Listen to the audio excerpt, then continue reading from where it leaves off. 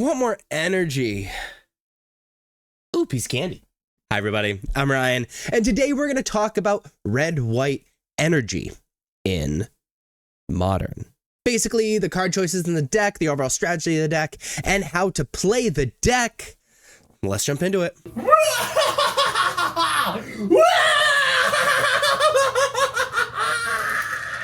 So this is red-white energy in Modern. If you've played any Modern over the course of the past year, you know red-white energy. Red-white energy is just absolutely absurd.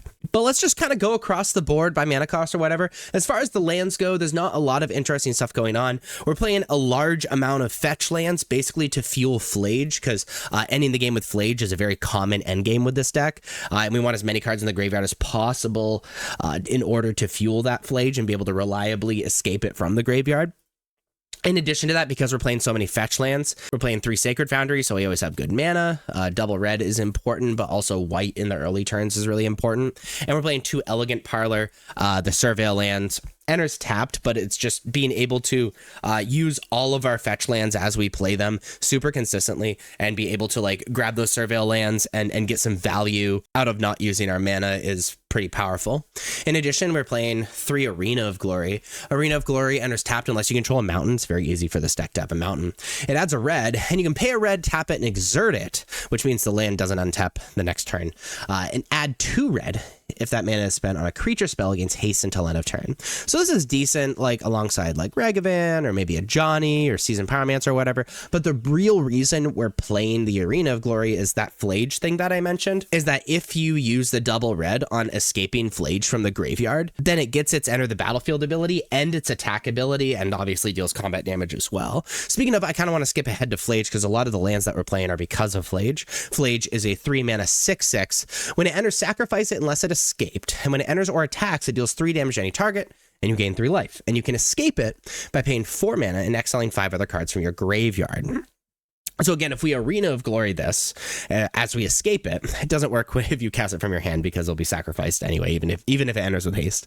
But if we Arena of Glory this, and then we can Lightning Helix when it enters, attack Lightning Helix something, so we can get blockers out of the way or just go face, and then it deals 6 combat damage. It's just disgusting. It's just absolutely disgusting, and very often that can totally end games, which is what makes this deck so hard to play against, because you kind of have to manage the red-white energy's graveyard, even though they're not a graveyard deck, just so you don't die to a Phlage. That being said, it has some nut hands in Guide of Souls and Ocelot Pride. Guide of Souls is a 1 mana 1/2. When another creature you control enters, you gain 1 life and get an energy. And whenever you attack, you may pay 3 energy. When you do, put 2 +1/+1 counters and a flying counter on target attacking creature. It becomes an angel in addition to its other types. The angel thing doesn't really matter in this deck, but gaining incidental life is excellent. Giving yourself a bunch of energy for Static Prism is excellent. And Galvanic Discharge, being able to kill bigger things. And being able to become even more aggressive when you play a bunch of creatures, get a bunch of energy and whatnot. This combos directly with Ocelot Pride. Ocelot Pride is a 1 mana 1/1 with the first strike and lifelink, has Ascend, and at the beginning of your end step, if you gain life this turn, create a 1/1 white cat creature token. Then if you have the City's Blessing, for each token you control that enter this turn, create a token that's a copy of it. Which means if you have Guide of Souls in the battlefield, play an Ocelot Pride, even though you haven't attacked with it, which is kind of what Ocelot Pride wants to do, you still get that 1/1 cat on end step, which triggers Guide of Souls again to get another life and another energy. And you see how this can snowball very, very quickly, even if your opponent has blockers. Because then, let's pretend you can attack or whatever, because they have a blocker. Next turn, I'm going to play an Ajani or a Ragavan. That's my 3rd energy. Then we attack with anything. It doesn't even need to be Ocelot Pride, because we've already gained life from the Guide of Souls trigger. We get even more creatures on end step, get even more energy. Eventually, we're going to get the City's Blessing and double our tokens at the end of every turn. It's just disgusting. Static Prism's a decent removal spell. It's a 1 mana enchantment. When this enchantment enters, exile target non-land permanent on opponent controls until this enchantment leaves the battlefield. You get 2 energy counters. At the beginning of your first main phase, sacrifice this enchantment unless you play an energy.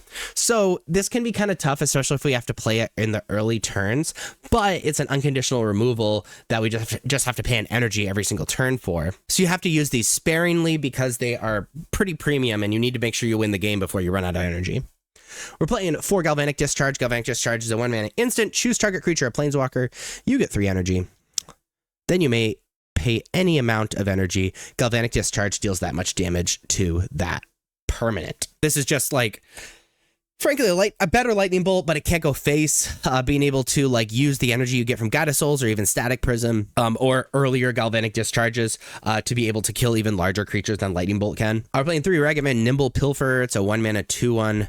Whenever Ragavan deals damage or combat damage, to a player, create a treasure token and exile the top card of that player's library. Until end of turn, you may cast that card, and it has dash for 2 mana, which means you can cast it for 2 mana. It has haste, but you return it to your hand at the beginning of the end step. So this allows you to get a mana advantage. It's a must answer because you can also get card advantages from your opponent.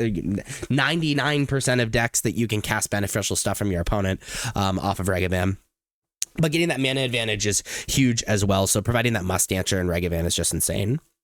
We're playing 4 Ajani Nakatl Pariah. It's a 2-mana 1/2. When Ajani enters, create a 2/1 white cat warrior creature token.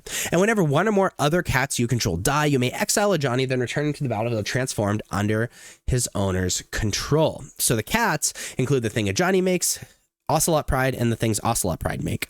So any of those things die. So when we have an Ajani out, we can actually attack really liberally if we're willing to play into a removal spell.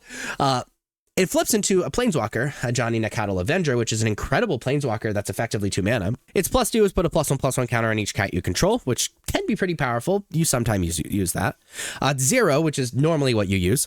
Create a 2/1 white cat warrior creature token. When you do, if you control a red permanent other than Ajani, he deals damage equal to the number of creatures you control to any target, which is great burn spell, great removal spell, frankly on a stick, which is ridiculous. And his -4 is each opponent chooses an artifact, a creature, an enchantment, and a planeswalker from among the non-land permanents they control, then sacrifice the rest. This is very good against decks that are going very, very wide against you, and you just need to catch up, and we're just kind of staring at each other. Now, I'm going to skip over Thraben Charm for just a second to talk about the big combo with Ajani. So obviously you can kill your own creature with like Galvanic Discharge, but the best way to go about it is Goblin Bombardment. Goblin Bombardment is a 2-mana enchantment. Sacrifice a creature. This enchantment deals 1 damage to any target. So if we have a Goblin Bombardment on the battlefield and cast on Ajani, we can sacrifice the 2/1 that is made to Goblin Bombardment, deal a damage to something, flip Ajani, and then 0 Ajani, and Goblin Bombardment's a red permanent. So it also means we deal damage with the 0 Ajani, all with the same card. So those are like direct combos with each other. There's also like some other combos with Goblin Bombardment by going really, really wide with Ocelot Pride, or like sacking the Phlage after we cast it before it gets sacked to its first ability or whatever and stuff. So there's like other reasons to play Goblin Bombardment, but that's like the big thing.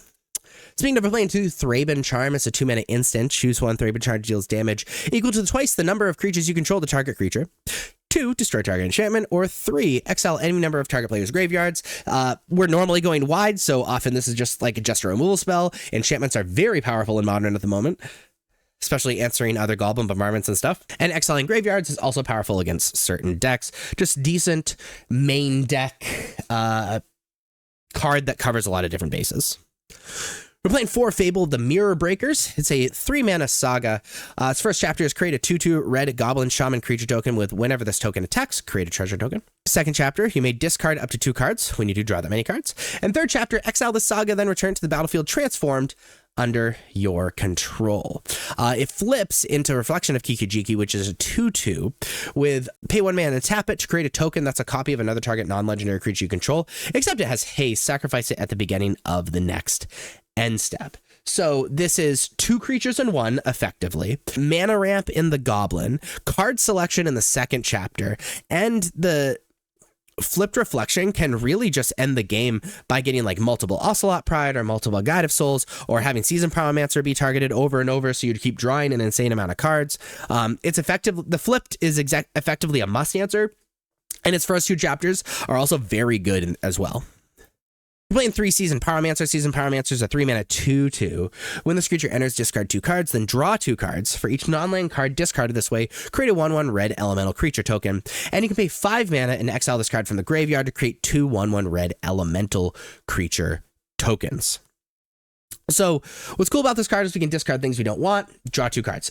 Awesome. Also, once it gets killed, being able to like cash in on our mana by creating elementals with it from the graveyard. It also feels really good. But also what's very relevant about this is we normally want this to be the last card that we cast because it's not a part of the payment of the ability to discard the cards. So if we have no cards in hand and cast Seasoned Pyromancer, we just draw 2 cards, which is great. And so with this main deck, we have a really aggressive start.